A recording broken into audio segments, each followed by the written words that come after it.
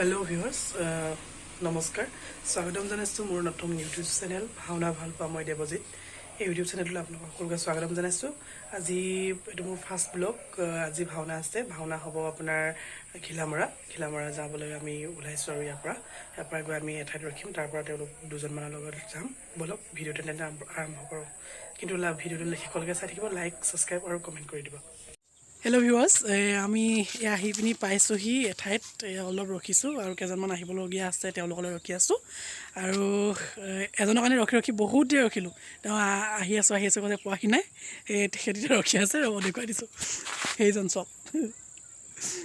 সেইজন ভাইদা তেওঁৰ কাৰণে ৰখি আছিলোঁ আমি এতিয়া আৰু কেজনমান আহিবলগীয়া আছে তেওঁলোক আহি লওক তাৰপৰা একেলগতে গৈ আছোঁ বাকী আপোনালোকক ভাওনাত অলপ দেখুৱাবলৈ চেষ্টা কৰিম ভাওনাত কি হয় কি हेलो या আপুনি পাইছেহি আৰু যোনডোখৰত আপোনাৰ হেৰি হ'ব আমি ভাওনা কৰিম জেগাডোখৰ পাইছোহি এই তাতে কৰিম আমি ভাওনা আমি পাইছোহি আৰু বাকীখিনি ভাওনা ভিডিঅ' অকণমান দেখাবলৈ চেষ্টা কৰিম নমস্কাৰ এয়া মোৰ ৰেডি হৈছোঁ আৰু ওলাই পিনি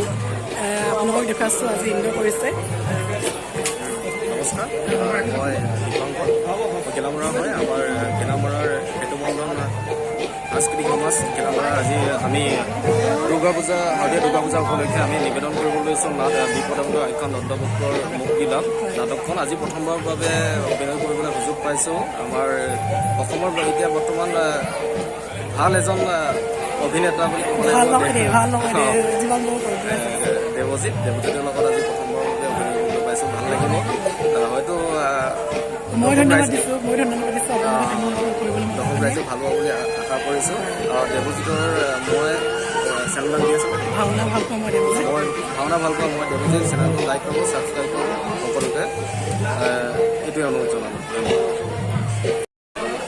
এয়া ৰ'ব দেই আপোনালোকক দেখুৱাই আছোঁ এয়া আজি ৰুক্মিণী কৰিছে মোৰ লগত জিনটোৱে ৰুক্মিণী কৰিব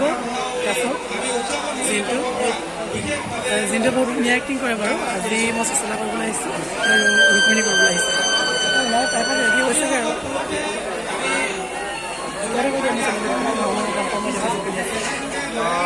দেৱজিৎ বৰা বুলি এটা চেনেল আছে আপোনালোকে যদি নতুনকৈ আহিছে ছাবস্ক্ৰাইব কৰি দিব আৰু লাইক কমেণ্ট কৰিব নাপাহৰিব দেই শ্বেয়াৰ এটা কৰি দিব ভাওনা ভাল পাওঁ মই দেৱজিৎ বৰা বুলি আছোঁ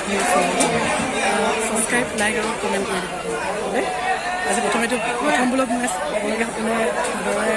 সম্ভাষণ জনাইছোঁ আপোনালোকে সকলোৱে মানে আদৰি নামলৈ আশা ৰাখিছোঁ আৰু ভাওনাৰ সৰু অলপ এই দেখুৱাই থাকিবলৈ চেষ্টা কৰিছিলোঁ